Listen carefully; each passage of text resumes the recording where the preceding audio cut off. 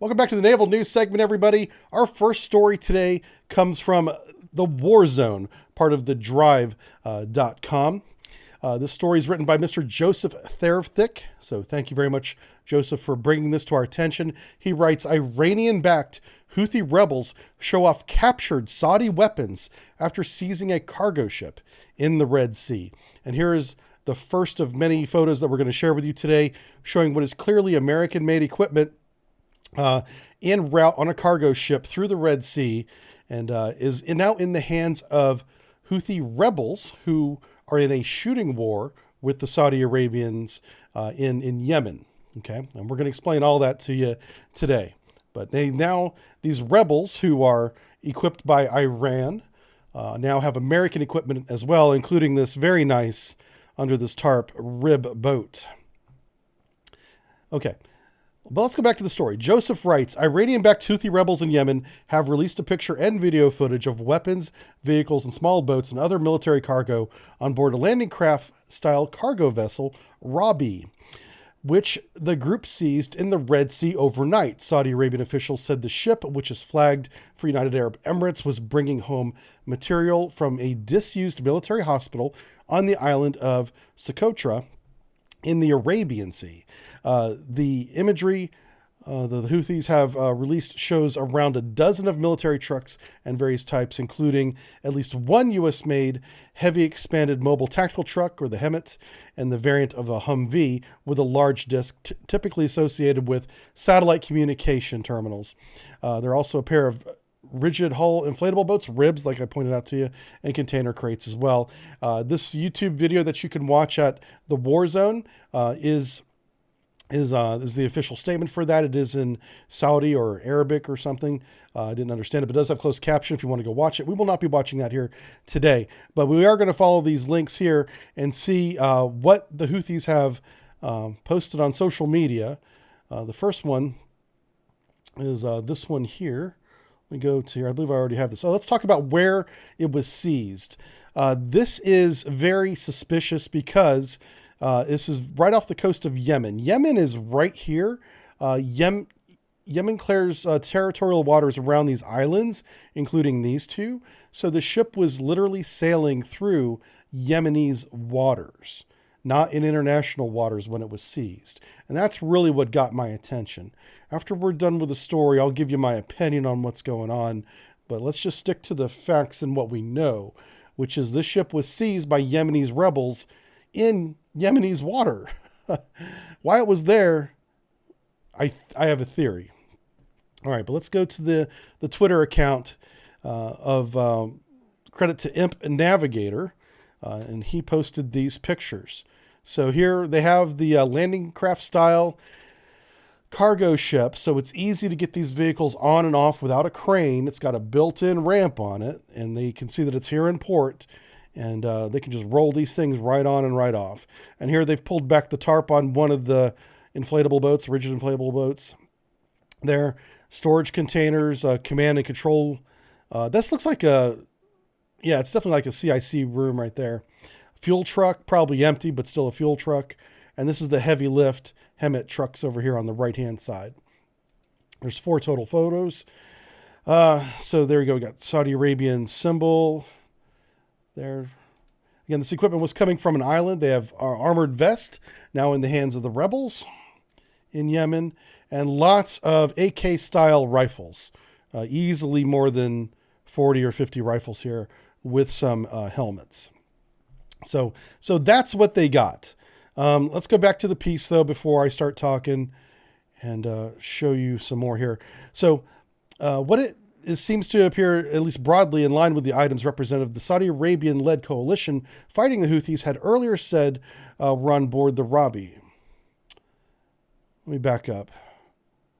Okay, so they're talking about the types of weapons. So the photos check with what the Saudi Arabians say were on board the Rabi. Quote, the cargo includes ambulances, medical equipment, communication devices. That's really a problem. I hope they sanitized the communication devices before they shipped them. Knowing the Saudi Arabians, they did not. Oh boy, I hope they did though. Tents, field kitchen. Oh, that's what that long trailer would be like a field kitchen. Okay, not a CIC truck. But the communication devices is very concerning that that's been turned over. The ship was conducting a maritime mission from Socotra Island to Yazin Port, written as Jazin, and was when it was targeted. It also carried hospital equipment that were used to operate the Saudi field hospital on the island of Socotra. Houthis have accused the ship of entering Yemeni waters, which it did, with hostile intent. They're at war, so it can be hostile intent, leading to the seizure off the coast of the port of Houthi. The Yemeni armed forces are seizing the cargo ship with military equipment on board without any license or engagement hostilities. Okay, so there was no resistance. They went out, they seized the cargo, and they brought it in. And it just seems awfully convenient to me that they are on board a ship that it's easy just to roll on and roll off this American equipment that is going to end up in the hands of the Houthi rebels fighting the Saudi Arabians in that country right now. That war's been going on for years, and it's really, really hot. So this is the location right here. Let's see if I can give you a better look. Oh, here we go. Check this out. So let's talk about territorial waters. Here we go. So the red line are territorial waters claimed by each country. This is Yemen right here. Here you can see Yemen claims all the waters around these islands, including these islands here where it was seized. So the ship is clearly inside Yemeni's waters, not where it could easily have been in international waters and not be seized. Okay, I believe this is intentional. And this is where we're going to get into my opinion. I believe that this is an operation to instigate justification for further escalation of American forces in Yemen. Right now, Saudi Arabia has been in a shooting war in the country of Yemen against Houthi rebels that are in Yemen, and they've not been doing very well. You know, even though they've been constantly flying drones and stuff over there and making attacks, they haven't really shown any progress in a very long time. So one way to get some help to the Saudi Arabians would be to, I don't know, have something like this happen where American equipment is seized and used by the rebels against the Saudi Arabians, and then have the Americans come in and help them out, which is exactly what's happened. A day after the story broke, they've reported that the Marines are now operating F-18 Hornets, bolster U.S. presence in Saudi Arabia. Again, from the WarZone, credit to them. Thank you, Mr. Thomas Nudick, for writing this piece. It says here, Marine Fighter Attack Squadron 115, VMFA 115, the Silver Eagles, has deployed the FA-18 Charlie and Delta variant Hornets to Prince Sultan Air Base in central Saudi Arabia to bolster U.S. Command's CENTCOM's continuing presence in the country. The arrival of the U.S. Marines Legacy Hornets, home-based out of Beaufort, South Carolina, helps maintain the Pentagon's significant footprint in Saudi Arabia.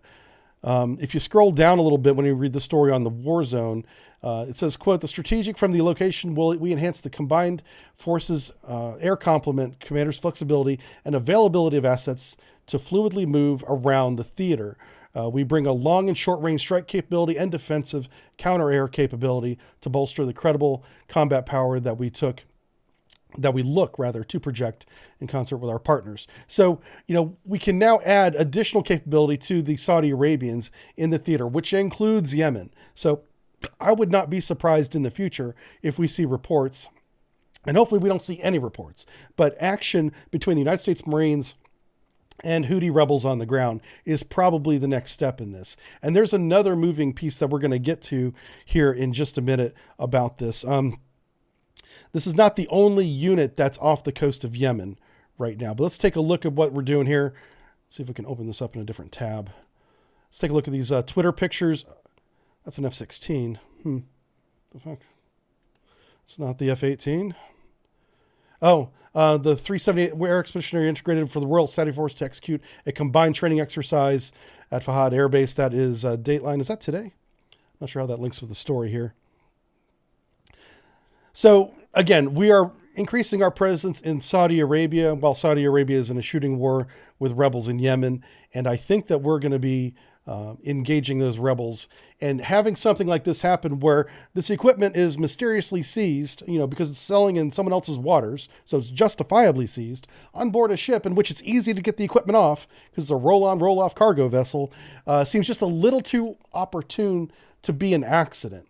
And plus is extremely reckless for a cargo ship hauling military equipment to go through another country's waters that you're actively engaged in a shooting war with, unescorted. Like, it's literally a gift. It's too convenient. I'm not convinced this is an accident. And that's just completely my opinion. I don't know anything. I think we're gifting a reason to increase our warfighting capability in the region, as we've just stated we're doing, to fight the rebels in Yemen. That's what I think it is. And if we go to the maritime tracker here, you can see the Essex Amphibious Readiness Group, which is a bunch of angry Marines ready to break things, is right off the coast of Yemen as well. So not only do we have increased presence in Saudi Arabia, we also have increased presence, if we scroll down here a little bit, right off the coast of the country with the USS Essex. Let's see if I can get to this part here real quick. Here it is. In the Gulf of Aden, Essex Amphibious Readiness Group is embarked with the 11th Marine Expeditionary Unit in the Gulf of Aden. They've been at sea since August 12th, so they've been at sea for a long time. It's comprised of the USS Essex, LHD-2, the USS Portland, which is a LPD, amphibious dock ship, and the USS Pearl Harbor, LSD-52. Together with the 11th Marine Expeditionary Unit, Amphibious Squadron 1, the ships are designed for ARG and MEU in addition to ships for the principal Navy elements of the ARG. In other words, there is a whole, Marine Corps ready to go into action if need be right off the coast of this country. So I would not be surprised if these men and women see action soon in Yemen. I don't want that to happen, but I think that's what's going to happen. And I think if it does happen, we should not be making public announcements about our presence in Yemen. So I think that's a huge mistake that we've been doing in the past, going into countries, whether it's in Syria, Iraq, Afghanistan, Libya, and then announcing it. If we are going to do it, stop telling people we're doing it. Is another thing I think it would make, keep operational security intact. But we have all the pieces in set, including justification now, to have American escalation, American presence, at least in the air, over the airspace of Yemen. And I think that's coming, guys. I really do. I think this is the next war right here. Yemen. American and Saudi Arabia taking on the rebels right there. All right. Having said that, with my opinion, what do you think? Let's go to chat and let them tell me how wrong I am. Wade Cutter, thank you for the 15-month resub. Does anybody else have any opinion on this? Am I off my rocker? Is this a navigational error where we're not setting anybody up and we're not going to have American forces in Yemen anytime soon? Or does anybody agree with me that this is a little too convenient, having Marines right off the coast here to the south, increased presence to the north, and oh, by the way, they just took a bunch of American-made equipment that belongs to the Saudis? I'm glad to see some people do agree with me. Let's see if anybody doesn't. The best way to get the Marines is to give them crayons. Stop that. We're not going to insult the Marines. I had the privilege of serving with Marines, and I'll tell you what, they're some badass people. I would not want to get in a hand-to-hand fight with a Marine, because I would definitely lose that. All right. Some people say it's suspicious for sure. Thank you. Yeah. It could be overconfidence on the Saudi side.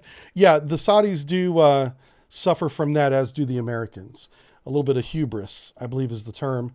So we do not need to replace lost or stolen packages. That's true. The equipment is very old and it's been used. It was sitting on an island not being used. So it's not like fresh new gear. The fact is that it's American gear. It's almost gifted to the Yemenis, to the Houthis in Yemen, so it's not much of a gift, but it's enough to say, look what they did. Now let's go do something about it. We've seen stuff like this before. Libya, I think, was the last one where they just needed something. Think Gulf of Tonkin, right? In Vietnam. They're like, they shot at us, therefore we must crush their entire country, right? So it just takes little things like this to trigger a large war. Plus, whenever you look at Yemen on the map, it's a small country. How hard could that possibly be, to go in there and take control of it? Let's hope none of that happens. But I'm telling you, man, this is justification, in my opinion, right here. Let's see. Justiflop says, my nephew is a Marine. I'll try hard to keep him on the good side. Yeah, that's true. That's a good idea. You want to keep your Marine friends very close, especially if you find yourself in a jam. They can get you out of it, right? A red flag incident. I agree with you, Krupp. I think this is a very minor but red flag incident. All right. So if you're watching this on YouTube, leave your comment below and I'll give it a good look and respond to a couple of them. Thanks for watching the Naval News, everybody. We'll see you next time.